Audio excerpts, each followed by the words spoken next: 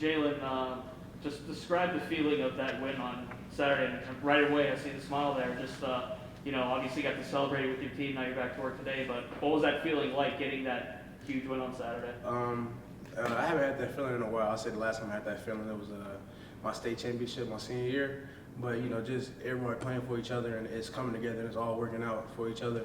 And us going in that stadium, we knew all we had in that whole stadium. Everybody was against us. Nobody believed in us, but us playing for each other and us really rallying behind each other gave us that win. And, it all just came out at the end of the game.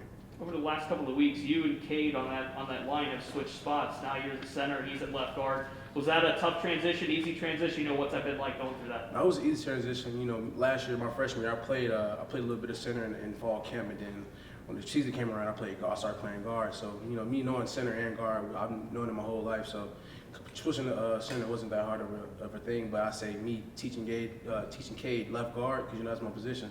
Me helping him along, it's been not a learning curve, but it's been a process trying to get him, know everything. You got to pull out and you got to pull and kick out and stuff like that. To learn about the plays and stuff like that, because it's a little bit harder going from center to guard than going from guard to center from my position. That line's been talked about as being one of the youngest and some would say undersized, but after the win on Saturday, there's obviously been some growth there with that unit. Can you talk about that a little bit? Where's that unit kind of at in terms of growth? We're just trying to go and practice hard every day.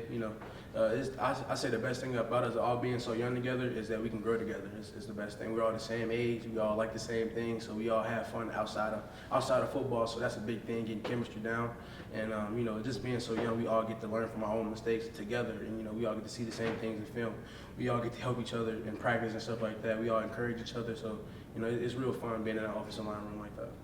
And just speaking of nobody believing you going into Minnesota on a road game, just going back to the preseason when, just because of how crazy young you were, I don't think anybody had seen it. Some wondered, is this I think some of the magazines asked if this is the worst team in the country. Do you guys take that to heart and say, hey, we can show that's not true?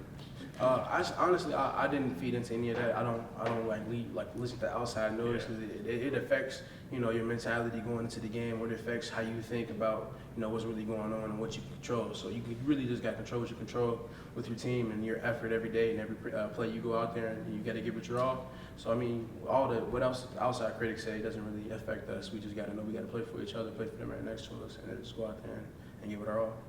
While you want to be able to celebrate a big win like that, how do you guys make sure that you kind of come down from that and refocus up as you enter into match play? Here at Bowling Green, we have a 24-hour rule. Coach Lawford talks about after every game, no matter if it's good or bad. We have a 24-hour rule. You take it in, you take the game for what it was, and you learn from your mistakes. You learn from the good things you did. You know what I'm saying? Learning from the Minnesota game, I was high on life after that game. So just coming down from that and just worrying about Kent State. Now it's all about Kent State. That's all we're focused on right now.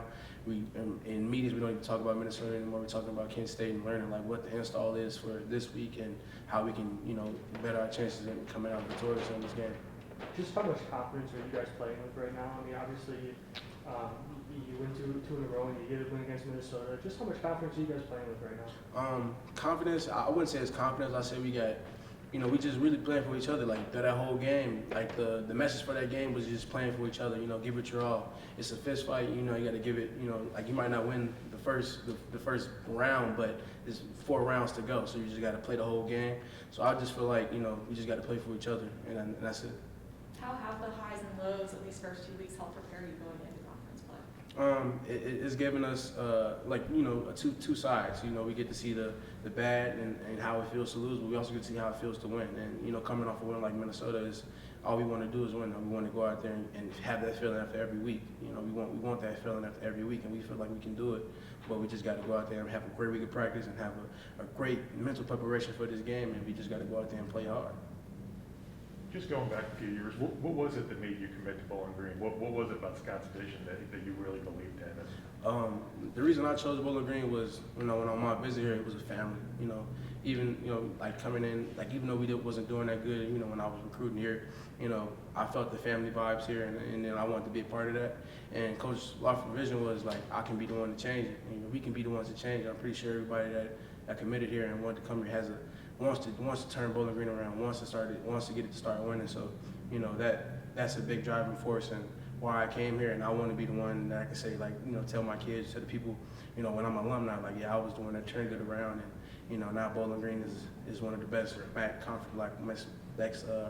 programs there is. So that's What what was we want that, to get what back was to. that message kind of like? I mean, this is going to be really, really hard, and it's going to be a lot of long years, but the reward would be pretty sweet. Yeah, you know, it was just keep working, you know, just keep working, put the grind in every day, and give it your all, and you know what I'm saying, and it'll come tenfold. You'll get what you deserve, what you work for. So I feel like as a team, we're working really hard and we're trying our best. So, you know, it's coming around full circle.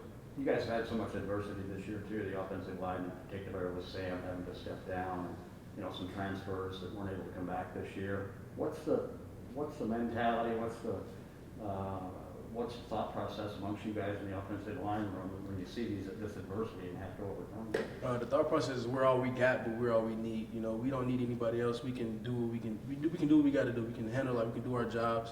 We can do everything, but we just got to play hard. You know, that's the biggest thing our coach has been telling us. We got to play hard and give it your all. You know, you can coach technique and you can coach mistakes, but you can't coach effort. And that's the biggest thing that we got to come do as an offensive line. Every play, you got to go out and give it your all. You know, your hand placement might be wrong, or you might mess up with your feet work. But if you go out there and you give it your all 110%, and then you might not know what happened. You might win. So who knows?